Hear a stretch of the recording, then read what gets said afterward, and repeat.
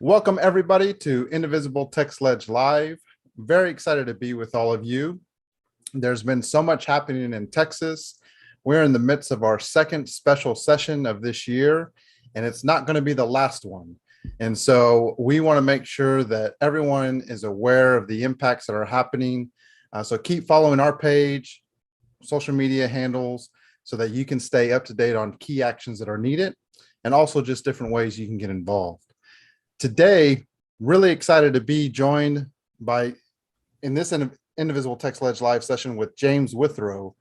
We're going to talk about Voting Rights Act preclearance in Texas. James, how are you doing this morning? I'm doing great. You able to keep up with all the craziness that's happening in our state? Oh, you could never keep up with all the craziness in Texas, but I'm doing my best. Yeah, that's very, very true. So we're going to jump into a pretty amazing topic right now and very, very relevant with where we're at right now. This has been a lot of work you've been doing, James, in preparation for, everything that happens this year with redistricting and the impact. And there's a lot of concerns around gerrymandering and all that kind of stuff. We had a first piece of this particular content several months back at the beginning of the year, where we talked about county rules. And so if you want to look at our Facebook page or YouTube page, you can find that video. We'll probably make a playlist now that we're having part 2 done right now. But that talked about county rules and restrictions that kind of helps protect us from some gerrymandering based on population numbers and based on those rules. So that was good to really dive into. But today we're going to talk about the Voting Rights Act preclearance. So James, take it away. Walk us through what we've got today. Yeah, that last video that we did, Alex, was December 30th of last year. So and after I did that one, which mostly talked about how many representatives each county would get for the Texas Legislative House. I did the first one, and we talked a lot about kind of smaller population counties, how they can be grouped together. And I knew I'd need to do a second one on the metropolitan areas and counties that have to be split for the Texas House. And once I got into it, I realized, well, I need to explain something about the VRA, the Voting Rights Act, and how it impacts redistricting. And that was a big rabbit hole, because there are very few ways to cover really what everybody kind of sort of needs to know, or what any informed person on this needs to know. It's not an easy subject. It's very complicated, and it's usually too complicated for our legislators, even though they have legal counsel to talk to, because they almost always get it wrong. Not always because of anything nefarious, but they just get it wrong. But anyway, today I want to talk about preclearance, and I'll go ahead and share my screen now, if that's okay. Yep.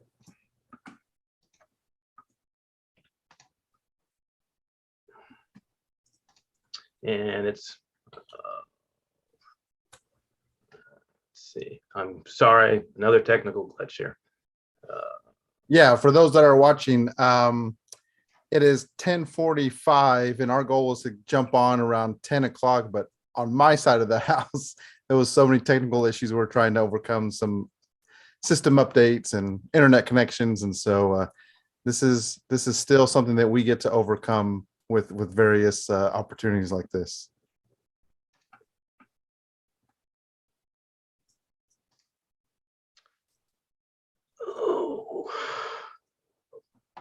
Yes, for some reason, probably because of that latest Zoom upgrade, I'm having to tell my Mac again that it can share the screen. So Okay, no worries.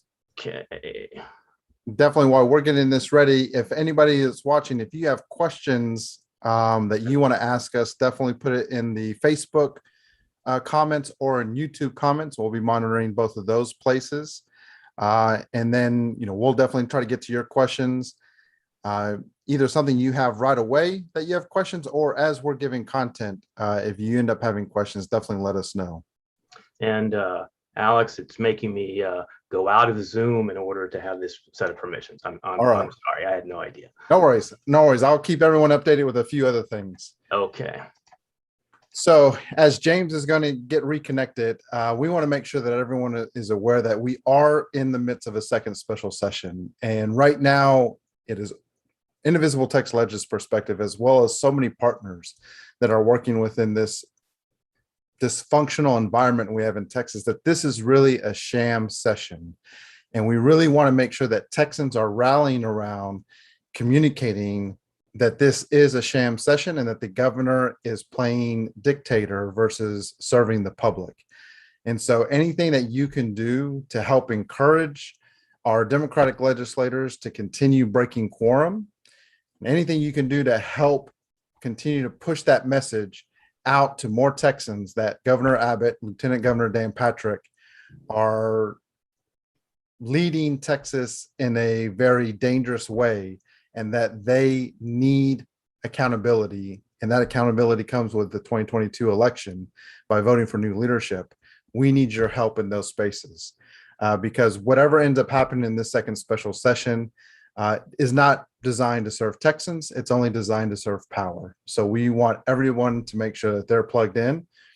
And while this special session will be, have daily updates and have different things that are happening, if you're plugged in with what's going on, the real important goal and moment we're looking for is to elect real public servants for Texas come 2022. Okay, I'm ready when you are. All right, James, let's give this another try. Okay, I'm going to go to full screen here. So that's my title for today. Paris v. Abbott, the VRA Texas in Texas during the 2010s, and I'm on Twitter. That's one way to see things I post on these kind of subjects. Everything having to do with Texas redistricting. Two of the best sources for information are the state of Texas, which has an excellent site on all its redistricting, really going back decades, and really interesting stuff if you tool around in there. And then there was a blog kept by Michael Lee during the 2010s at that address that you see there, and it's just gone now. It hits my heart because I used it for so much of this. In any case, what we're going to mostly be talking about is the Voting Rights Act of 1965, but that wasn't the first voting rights bill to pass Congress. And back before in 57 and 60, I'm going to be talking about bills that were passed during 1957 and 1960. The filibuster in the Senate, you had to have 67 votes to get passed, or 2/3, I guess. During some of that time, there were only 48 states, but you had to have 2/3 instead of just 60% like we do today. So for a long time, the House of Representatives in Congress would pass bills having to do with civil rights, and they would die in the Senate. They would be filibustered to death. And it was one of the things that the filibuster was used for, I guess most commonly or almost every time. But anyway, in 1957, a bill did get through the Senate, through both houses of Congress, and it established a commission to investigate voting problems. It banned intimidating, coercing, or otherwise interfering with the rights of persons to vote, and gave the Attorney General some new powers to enforce the law. It was a fairly weak law, but it was able to get through. And the Senate Majority Leader at the time was Lyndon Johnson. And the liberals in the Senate weren't very happy with how weak it was, but Johnson basically told them that it'd be easier to get stronger laws if Congress passed this first law. Only he put it in a different way that I can't. That I wouldn't talk about in mixed company or in public forum. It wasn't quite the way he put it, but that's what he meant.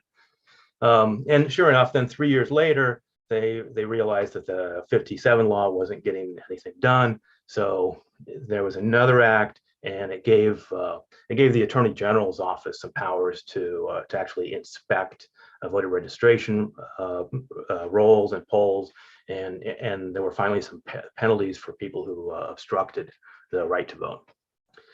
So And again, that wasn't anywhere near as effective as what needed to happen. So then we had the 1965 Act. The Voting Rights Act of 1965 had some real teeth. There are several sections, and I know a lot of the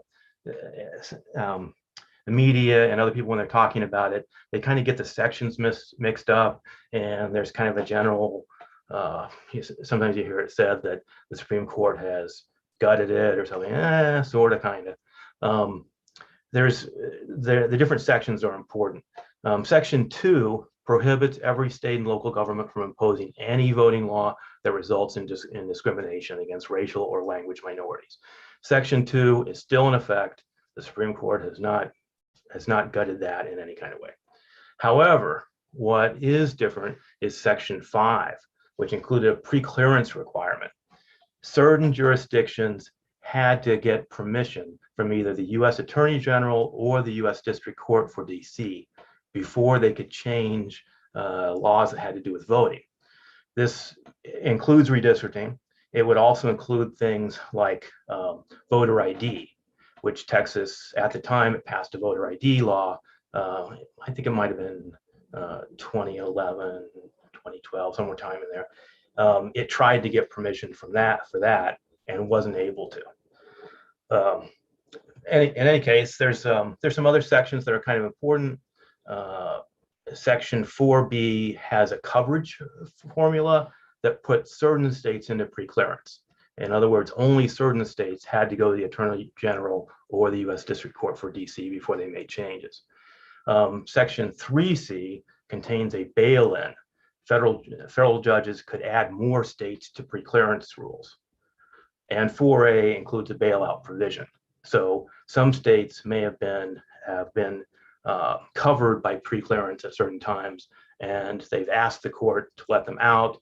And since they haven't really had any violations of the Voting Rights Act, the federal judges have let them out of preclearance. So it was somewhat dynamic, but there were some states who had been in it from the very beginning. So going back real quick, James, just to kind of reflect on what you're sharing with us here, while some sections have not been touched, Section 5 being a major component of this is one way to look at this, that there was a proactive element that the federal government had to stop negative impacts on people's voting rights with this preclearance.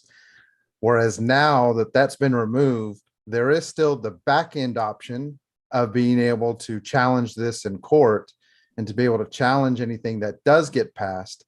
But instead of stopping it from happening, now we have to stop it after it's been implemented. And that process can take a lot longer, therefore impacting people through that time until what we hope a just ruling is made that says that these restrictions on voting rights are not legal, and therefore these laws cannot be implemented. Is that a little bit of that switch that we're seeing, and the impact from them taking Section 5 is we don't have that front end protection to stop something from happening. We now have to go through the court system to have those fights that take a lot longer. But that avenue technically is still available for states and for people to do. That's a really good way of talking about it.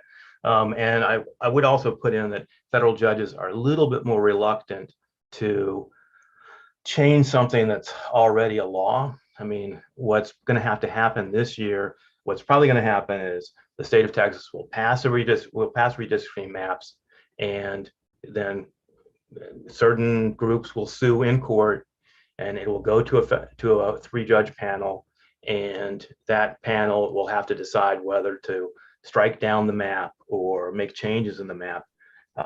And it's a little more difficult for them to do that rather than having a U.S. Attorney General or a U.S. District Court for D.C. saying, "Oh, this map isn't good enough." I mean, that helps that local federal court say that changes have to be made. Okay. Thanks, James. Sure. No, it's a good question. Yeah. So let me make sure I got this up. Almost missed one. Okay, so a couple of other things about the sections, and we're kind of talking here about Section 5, the preclearance coverage formula. It had what are called lookbacks, which meant that it looked back to a prior election, the 1964 federal elections, and it basically put states that used a test or device to restrict the opportunity to register to vote. And test or device could be a number of things. It could be just anything a state did that suppressed voting. There would eventually be, at the time, there were poll taxes in some states. Texas had a poll tax, which means to vote, you had to pay a certain amount of money to vote. And it was, it was about an hour's wage for many people. So it's, it wasn't a huge amount, but it was enough to suppress voting. And other states had poll taxes too. So that would later become a test or device, although then the Constitution was amended and poll taxes were outlawed, were banned across the country. Literacy tests would be another test or device, but a test or device would also be redistricting. That would be a device to suppress voting. So there were two things that could put a state into preclearance. One was that test or device in 1964, and then also if less than half of the eligible citizens were registered to vote on November 1st, 1964, or less than half voted in the presidential election, then that state or locality would be put into preclearance. Voting Rights Act in 65 was mostly written by the Attorney General. That's his picture on the upper right-hand corner, and LBJ's Attorney General, and the Senate Minority Leader, the Republican Everett Dirksen, who is on the left there talking to Lyndon Johnson in the photo on the bottom. They kind of hammered out the details. And then the Voting Rights Act, then it was important to include Dirksen because he had to make sure that a lot of Republicans were willing to vote to end the filibuster on it. Then the Voting Rights Act passed the Senate 77-19 and the House 333-85. So it passed overwhelmingly. But one thing that would kind of reflect, I guess, the change in the environment we're in, this is a president working with the minority leader to negotiate, to get votes for that, what we here termed a lot bipartisan, legislation. Whereas the environment we're in now, we have the Republican Party that has zero interest in participating. And it's actually Democrats that are trying to convince fellow Democrats to be able to move on this legislation through going through different means like, getting through the filibuster and changing that kind of rule and things like that. So definitely a change in environment of how voting rights is being talked about now versus how it was being talked about in 1960. Yeah, I should point out that most of the opposition to this was from Southern Democrats. Almost all the opposition was from Democrats. And not only was it Democrats working with a Republican Senate Minority Leader, the Senate Minority Leader was working with the Democrats. Very different environment. So the 1965 Voting Rights Act was very effective. Just as one example, the turnout in Mississippi went from 6% in 1964 to 59%. I think that's supposed to be 1968, but increased dramatically. And there's a photo of a Black voter getting to vote for probably the first time. Mississippi actually would have you say an oath as they registered you. After that, the VRA was extended in 1970, 75, 82, 2006. Congressional votes were lopsided, and the president at each of those moments was a Republican every one of those times. So as Republican presidents signing a bill, signing extensions of the Voting Rights Act, where many Republicans, almost all Republicans, voted for the extensions. And then in 2013, that preclearance coverage formula was found to be unconstitutional. So I'll talk more about it at the end, but we'll talk about what what the future of preclearance is. But I would expect it to come back. Let me just put it that way. So this is all relevant to our situation, if not in the next month, in the next year or so. So the topic here that I'm going to talk about is preclearance and preclearance during the 2010s.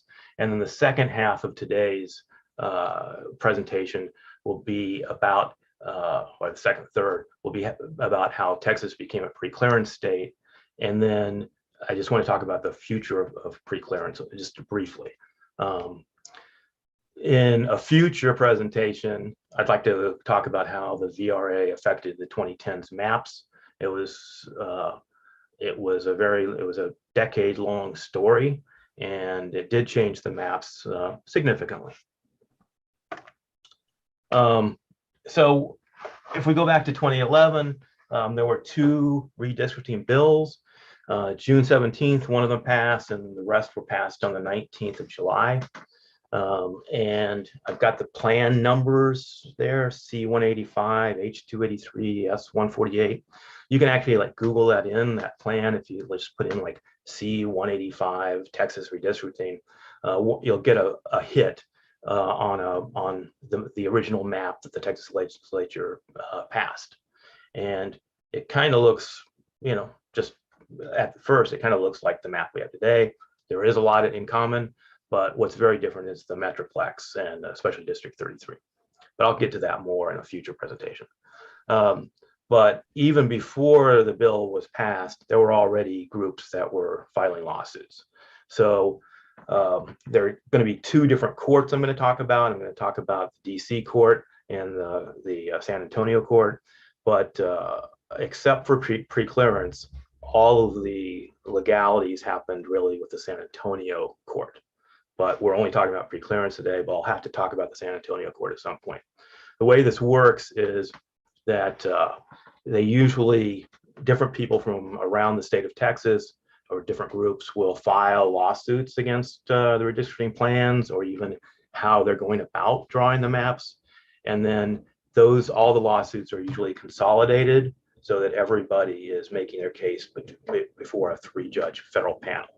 And the three-judge federal panel is part of the Voting Rights Act. It calls for not just one judge, but three judges for most of these lawsuits. And how they pick the judges, I'm not exactly sure, but the San Antonio court had two judges who were appointed by Republicans and one judge who was appointed by a Democratic president. Here are some of the groups. I've got the lawyer's name kind of at the end. But in all of the preclearance and redistricting lawsuits, the governor at the time is the defendant in the case. Even if the governor disagrees with the plan, the governor is still named as the defendant. So initially these lawsuits were Paris v. Perry, and then it became Paris v. Abbott once Abbott became president or became governor in 2015, I guess. Oh no, don't put that Abbott as president out into the universe. We don't need that. I'm really sorry about that. But anyway, these are some of the people and groups who filed lawsuits. Many of them are groups who are set up to defend minority groups from having their votes suppressed or just rights in general. Congressmen will get involved and have their own plans and their own suits. Several, most of the House members work through their legislative caucuses. So there's a Texas Black Legislative Caucus that's made up of all the Black Texas legislators, or almost all of them. And then the Mexican American Legislative Caucus is made up of all of the Mexican American legislators. And other people had some weighed in for one reason or another.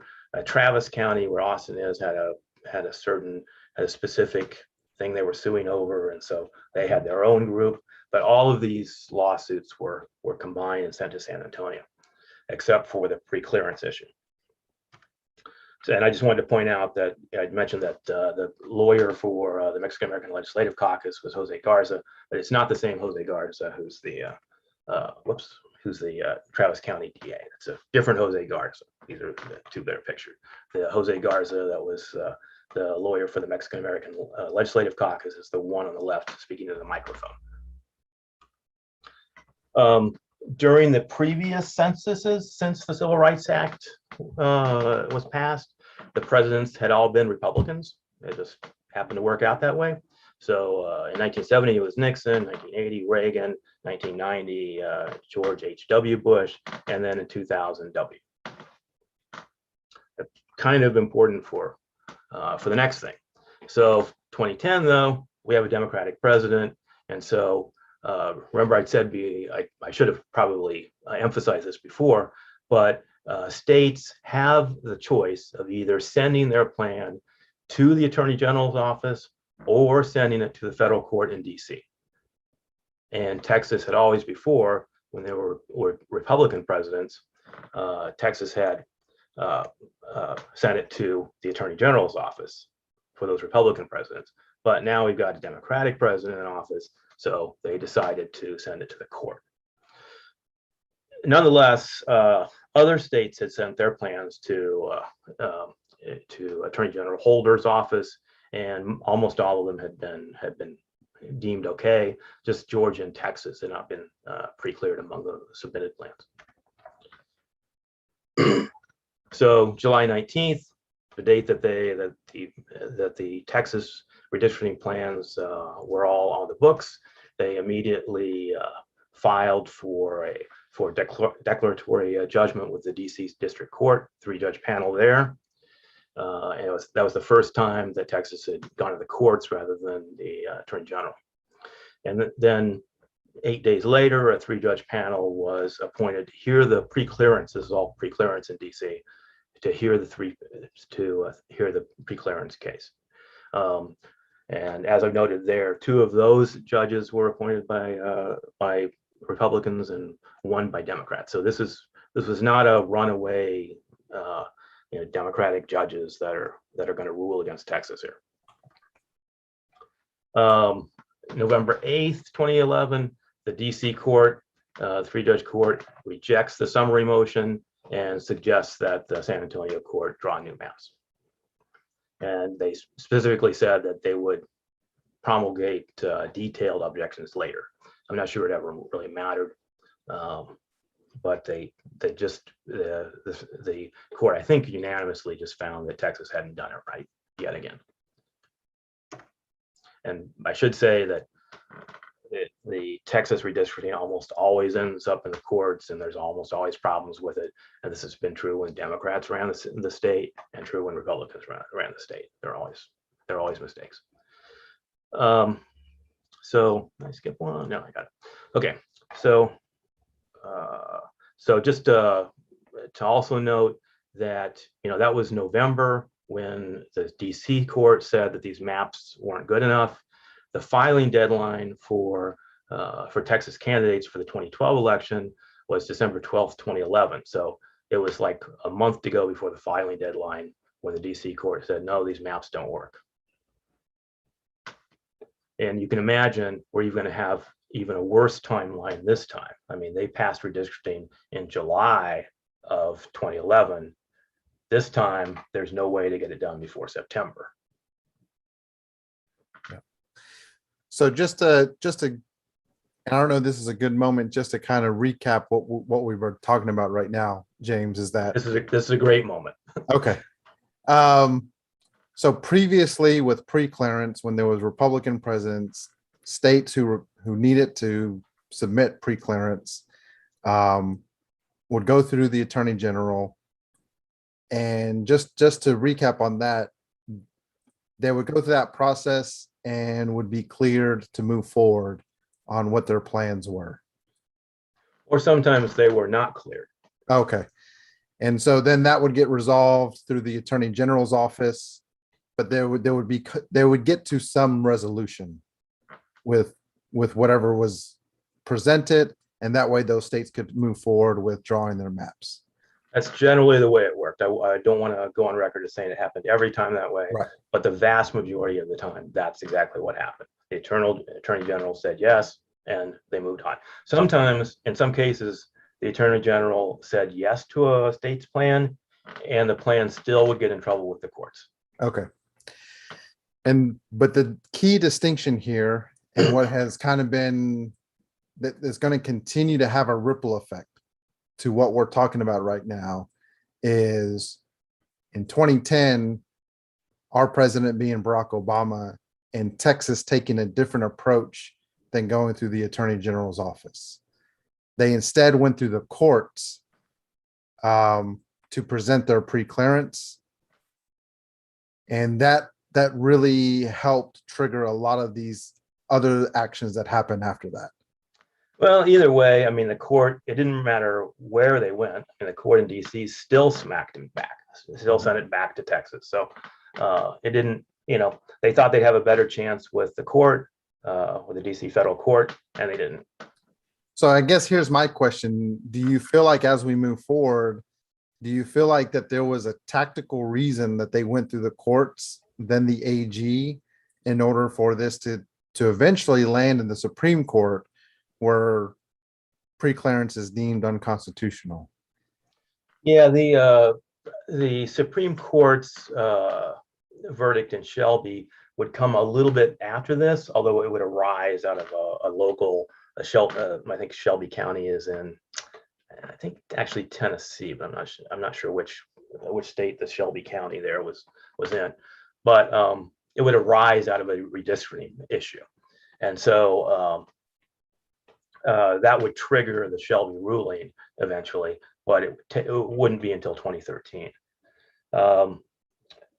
But it didn't really.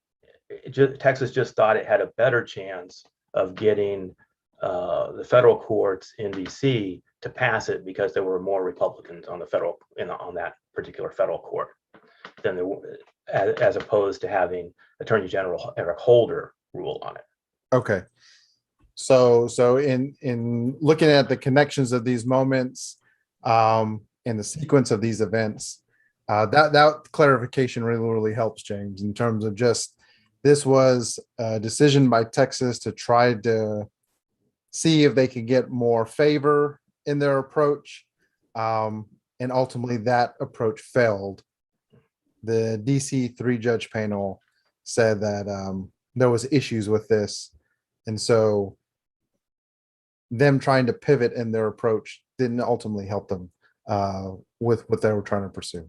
That's correct. Yeah, that's correct. It just made it look even worse because instead of it being partisan, they could have said it was partisan, but instead it's, a 3-judge panel in DC with 2 Republican appointed judges saying, no, they didn't do it right. So it made it look even worse, and somewhat made it easier then for the San Antonio court to do what it needed to do to draw new maps, which I'll talk about in a future presentation. Gotcha. But anyway, in any case, at this point, preclearance doesn't. Texas is not in preclearance. No state is in preclearance at this moment, as far as I know, or locality, and so nobody has to go through this preclearance. I guess regimen anymore. Process. Nobody has to go through this preclearance process at this point. So it will go directly to a court that will be convened at probably somewhere in Texas, a 3-judge panel somewhere in Texas that will review redistricting. Gotcha. Okay, so that's all I have to say about preclearance during the 2010s for Texas. And now we go into the section where I'm going to talk about how Texas got into preclearance, why Texas was in preclearance. And there's kind of a little personal story on this, and that I'm glad I took the screenshot of Michael Lee's blog that disappeared, because there was this one part of the blog where he was talking about the lawyer for LULAC, who said he knew a detail during one of the hearings. He said he knew a detail about the 1971 Texas redistricting legislation, and they asked how he could how he knew that detail, and he replied, George Colville answered, "I was there." So one of the people working on the 2011 case was there during 1971's case. I think he was working for Maldef at the time. And so that got me interested. And so I just like Googled George Colville. I figured, oh, he's probably kind of interesting, but it became a rabbit hole because one of the things that came up was, and here's George Colville. That's the photo for one of the things that one of the Google hits that came up, which was a video on YouTube by the Voices Oral History Center at UT Austin's Moody College of Communications. And they have this extensive Latino oral history archive of Texas Latinos talking about just a variety of things having to do with culture and politics and just all kinds of stuff. It's a huge inventory of videos where one of the college students just starts talking to somebody. And so there's this video of George Colville talking, answering questions from this college student. And this is the picture from the video. It looks like he just got up from a nap. His hair is tousled, and that's how he looks on the video.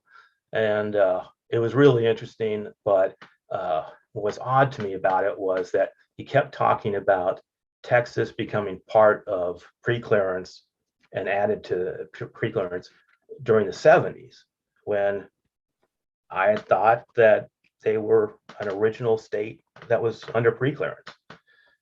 No, that wasn't the case.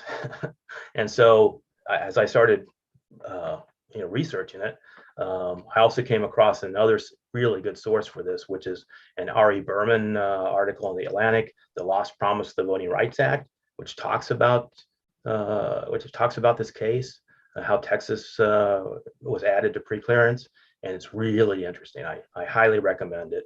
The Atlantic is known also for meticulously doing fact checking. So, here's an example. Here's on Wikipedia. You look at this chart, and it looks like Texas was covered by the VRA under preclearance as of 1965. That's the way the chart looks. Mm-hmm. But that little 29 that's up at the top there, covered by VRA of 1965, with the little 29 thing, that's the link that they're basing that on. And if you follow that link, it takes you to a Department of Justice chart, and which clearly says that they were covered September 23rd, 1975. Not in 65, but in 75. And so, once I read that, then I wanted to know more. Why were they covered later, Texas and Arizona? So the original, I put together these maps just because I can't find anywhere else on the internet. Nobody's made a map of this original Section 4 preclearance. But apparently, from what I can tell, these were the states that were covered. You see there states with a lot of Black voters, and then a couple of other states that just happen to be caught up in those two mechanisms that would put states into preclearance that I put there on the left. Does that make sense? Makes sense. Okay.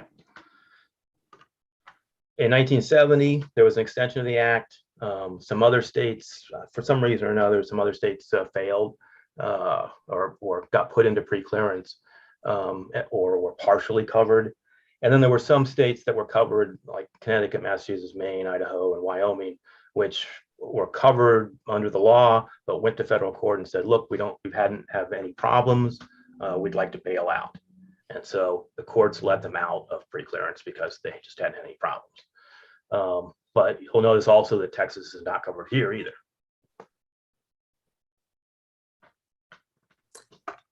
Okay, so what happened was in 1975, there was an effort to add speakers of other languages to the Voting Rights Act. In other words, states that had that did English only ballots or voter information, they would then be covered by preclearance. So what this meant really, it was that Texas and Arizona would be added to those preclearance states. Those states that are in purple here and kind of light purple to some degree. So Texas and all of Arizona would be added to them because they had English only ballots. And they also had quite a few speakers of other languages, notably Spanish. So there were a couple of representatives of Texas representatives who were really responsible for mounting this effort. And one of them was Barbara Jordan, who in '75, she had just come off of really a lot of fame because she had been quite remarkable during the Senate, during the House impeachment hearings in 1974 when Richard Nixon was almost impeached by the House. But she was on the Judiciary Committee, and there's at, I think, very late early in the morning at one point, she had her 5 minutes, and she started out by saying that her faith in the Constitution is whole, it's complete, it is total, and I'm not going to sit here and be an idle spectator to the diminution, the subversion, the destruction of the Constitution. And it was kind of a famous line, and she was well respected. She had this very resonant voice, and she would do the keynote of the 1976 Democratic Convention. So she was kind of a little famous at the time. And she had been, even though she's Black, and she realized that this would, getting access for speakers of Spanish wouldn't necessarily help her ethnic group. It was still important to do.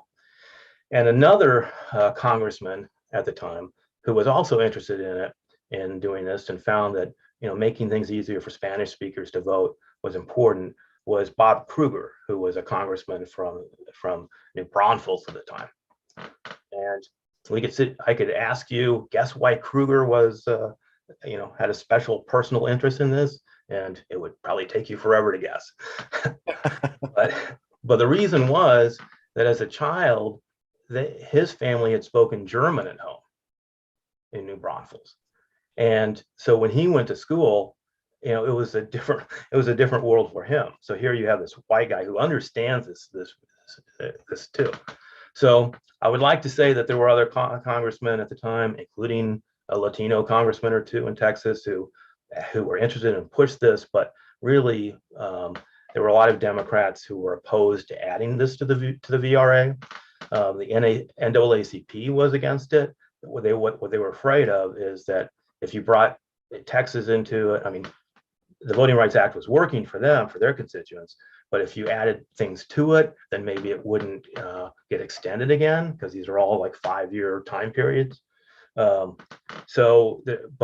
there were also some Black congressmen who were in favor in other places of adding Spanish speakers to the protections. And so eventually they would win out. And one of the reasons they won out is that people like Modesto Rodriguez testified. And there weren't very many people who traveled from Texas to testify to explain why this was important. But Rodriguez did, and one of the quotes, I think this is probably from the Ari Berman article, is that he told the subcommittee, probably the House subcommittee, I would imagine, maybe the Senate one, that he wanted to tell them what Chicanos had to go through where he lived. And he said, democracy does not come easily, and we're asking for your help in this matter. And Modesto Rodriguez was from Frio County, which is southwest of San Antonio. It's on the map there, that's the red county. And the county seat is Pearsall. So a little backstory here. The La Raza Unida Party, have you heard of this one? Yeah, absolutely. And hopefully, if any audience members aren't aware of this, this is a huge part of at the time, leaders within the Chicano movement wanting to actually move progress forward in representation and being able to have elected office, and seeing those failures happen and trying to change that system. And so this was a big moment. That's right. Most other kind of ethnic representation groups would go to the court to make their cases, and La Raza Unida, or the Mexican American Youth Organization, preferred to be confrontational. I just kind of want to point out that it was started at St. Mary's University in San Antonio, a Catholic university with a large number of Hispanic students, probably a majority. And so that's kind of important, that there had to be this place for some of those college students to kind of get together and meet and talk about this. By '69, they'd gone national, and in '72, their candidate for governor got 6%. The idea here was Democrats weren't representing them. Democratic Party wasn't representing them. Sure as hell, the Republican Party wasn't going to represent them. And so, they would run their own candidates. And 6%, this was during the '70s, a time when the Republicans were starting to become competitive. And so 6%, if that happened again, it looked like, maybe the Democrats would lose unless they did something about this. And so the Ramsey Muniz, who ran on their party, as the head of the ticket for governor of Texas, actually got a majority in Brooks County and almost a majority in Jim Hogg County. And they won some local races as well.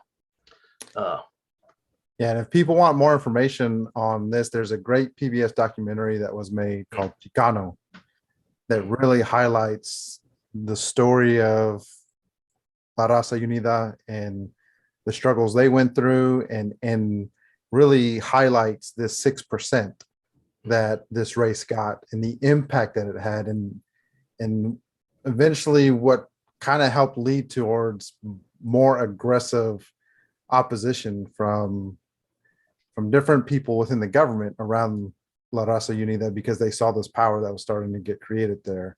And so this was a huge moment in Texas, and a lot of organizing in Texas that happened during that time.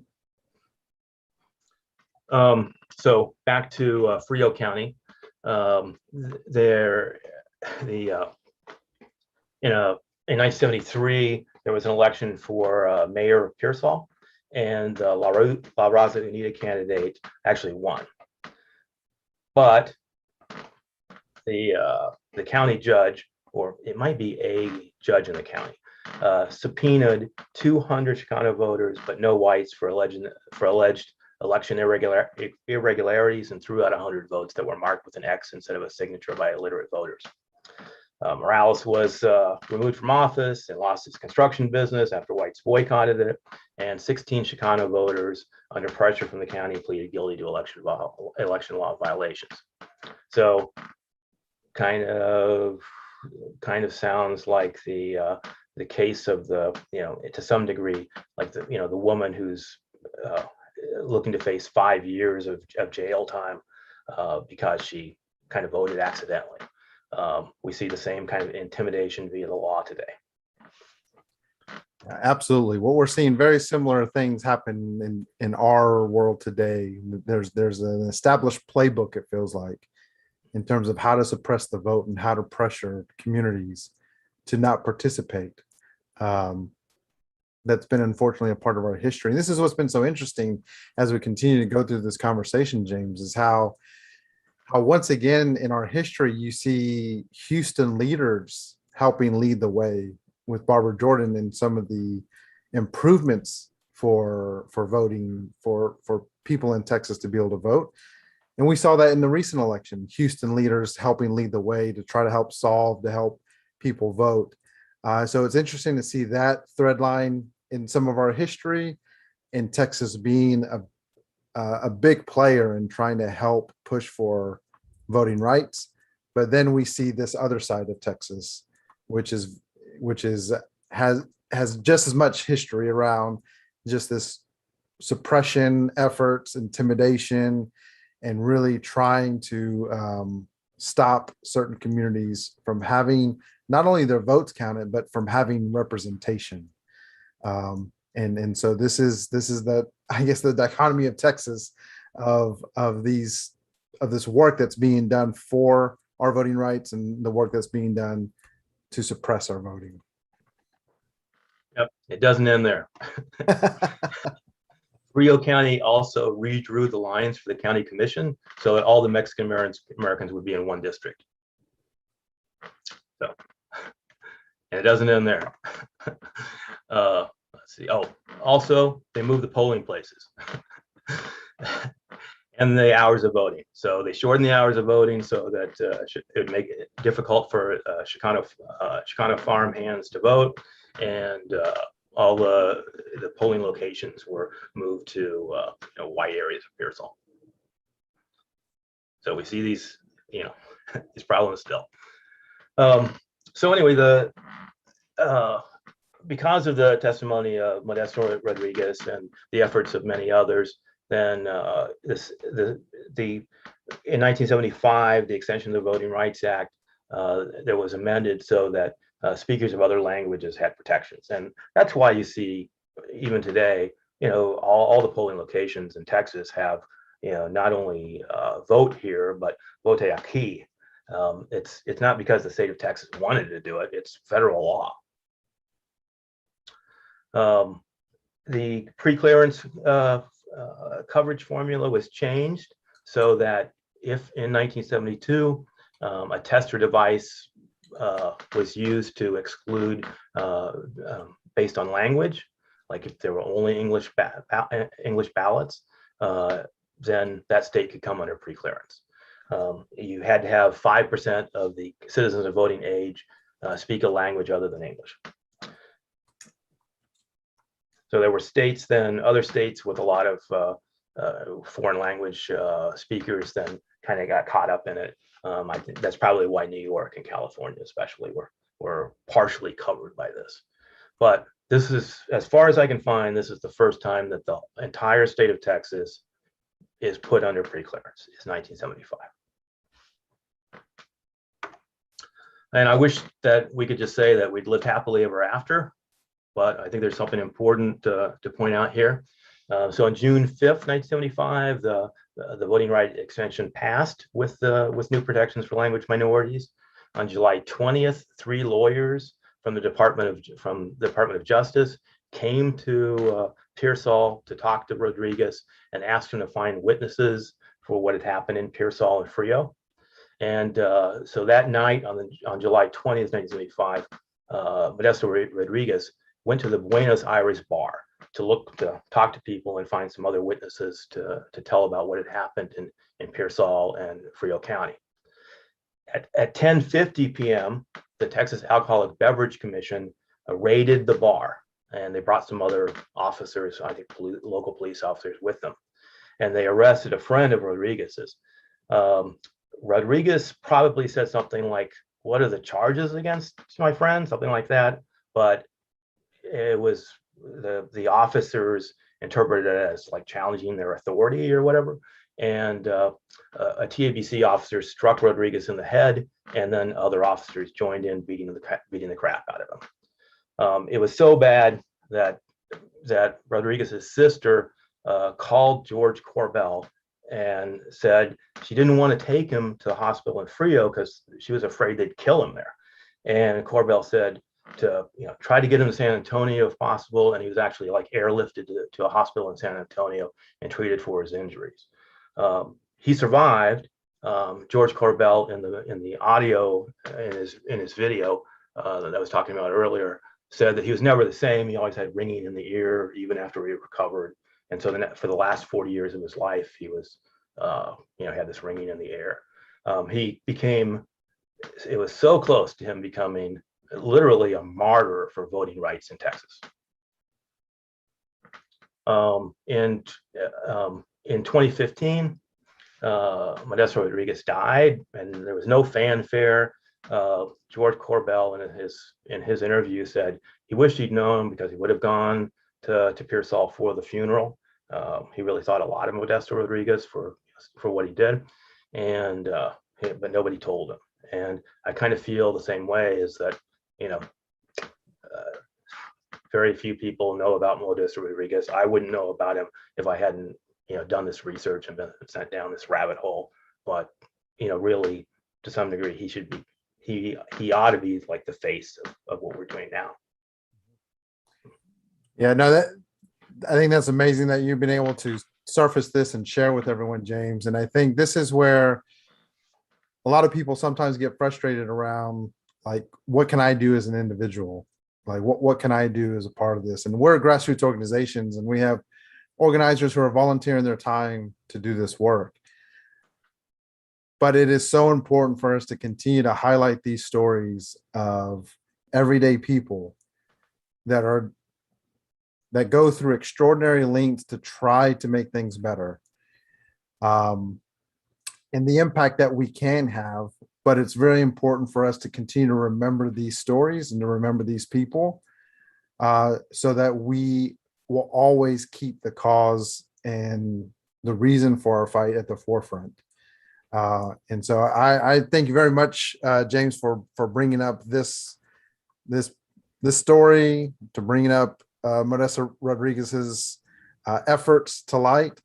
And I think it's an important thing that sometimes we can get lost in all of the quote unquote big players, the elected officials, but it is us, the everyday people, that need to participate, that need to be a part of this process, and can do amazing things by participating and showing up, sharing our story, and speaking truth to power. We can never undervalue that in any way, shape, or form. And whether that ends up translating to those people voting in the ballot box to get public servants that help represent us properly, or whether that means showing up for testimony or showing up for hearings or different ways, or showing up with a sign to let it be picked up by media so people know that there are Texans who are wanting these rights protected or wanting to push for progress in Texas. This is an amazing story for every Texan to rally around and to continue to understand, like, it is the work of us, the people that are needed to change these things. Modesta Rodriguez was a watermelon farmer. I mean, and the way, I'm going to say this the way that Southerners mean it. I mean, he was a simple man, just a normal everyday guy. And George Corbell said that when he talked about him, coming to Washington to testify, that at the first, Modesta Rodriguez was confused and thought they'd have to go to Washington State. I mean, there were some things, he just wasn't, he wasn't worldly, but he had a sense of what was right and wrong, and looked for ways in his town and in his county to change things. Okay, so future of preclearance. Why? And I think I would just explain why preclearance is important. I mean, we don't have to we're going through some of those same things again. I don't want to have to go through all of it. I hope we don't get to the point where there are beatings and things again. But nonetheless, I mean, some of the same tactics are being tried again. So 2013 Supreme Court determined that preclearance coverage rules were outdated and violate equal sovereignty of the states, which by the way is a new constitutional right that had never been talked about before.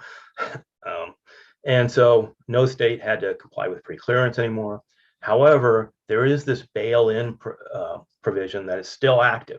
So if Texas discriminates knowingly with prejudice against protected minorities, then the federal court can put them back into preclearance. And the San Antonio court kind of wanted to do that, I think, even though there wasn't much they had done after 2013. There wasn't much Texas had done after 2013 that they could be held responsible for. But nonetheless, the federal court and really kind of was sort of pushing them that way, but had to back off because there wasn't enough that had happened after 2013 to put them back in. But it could happen again, and frankly, if the state of Texas goes too far on redistricting, if, for instance, they try to, Texas Republicans are absolutely free to contest elections all over the state of Texas, including the Rio Grande Valley. And if they win elections, at the election box, and to represent those congressional seats, they deserve to go to Washington. That's just the way the system works. But if they try to use redistricting to win those Rio Grande Valley congressional districts, that's where they violate the VRA. And if they go too far in this, Texas will be subject to preclearance even if nothing happens in DC. I'm somewhat optimistic about something happening in DC though. I, there is the John Lewis Voting Rights Act that's already been talked about, which would put Texas and a number of other states back into preclearance. And I'll give you a minute to like read this the text on the left that explains what the new formula would be.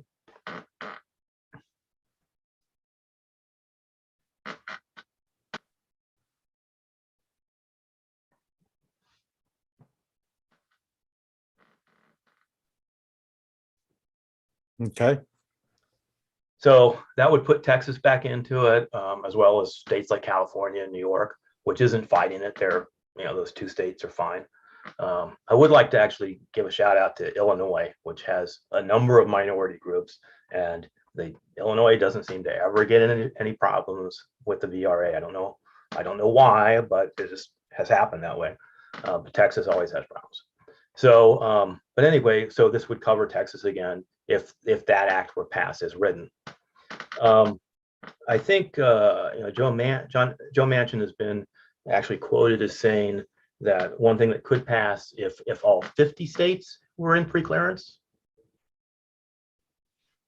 And so that's a possibility. I assume then every state would get a chance to go to federal court to do a bailout. But that's a possibility. I don't think he would have said that unless he thought that it would have moved the ball somehow. So my guess is that some kind of amended John Lewis Act will end up passing, it'll either be very watered down and enough Republicans will vote for it that it will pass, or another possibility is that Manchin and Sinema and other Democratic senators will just say that it's just too important to let the filibuster stop. And so they'll carve out the filibuster for the Voting Rights Act and say that this legislation just can't be filibustered, which Democrats could still do. So my guess is that one of those two things will happen. It's not a slam dunk, but I'd say it's better than 50-50. Manchin, whenever he talks about it, he really seems to want to get this done. And it's just part of what Democrats are about.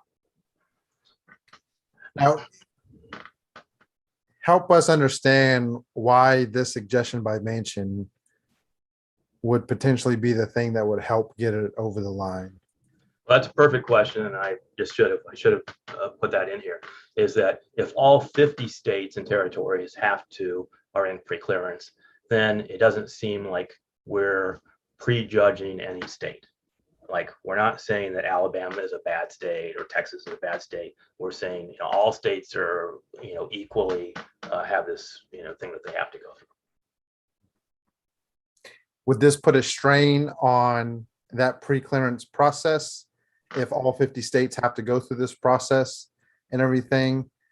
So is there any concern that people have around the suggestion that they feel like, well, we shouldn't go that far? I think that's another good question. Will the Justice Department have the resources to look at this and to deal with 50 states? It's a good question, and I just don't have the answer to that. So far, I haven't heard any other Democrats publicly say that would be acceptable to them. So I think Manchin just threw it out as a possible compromise, and I'm willing to give it a try, if that's what it takes. I think because of your concern that the Justice Department would then just be overloaded, it seems like kind of a bad thing to do.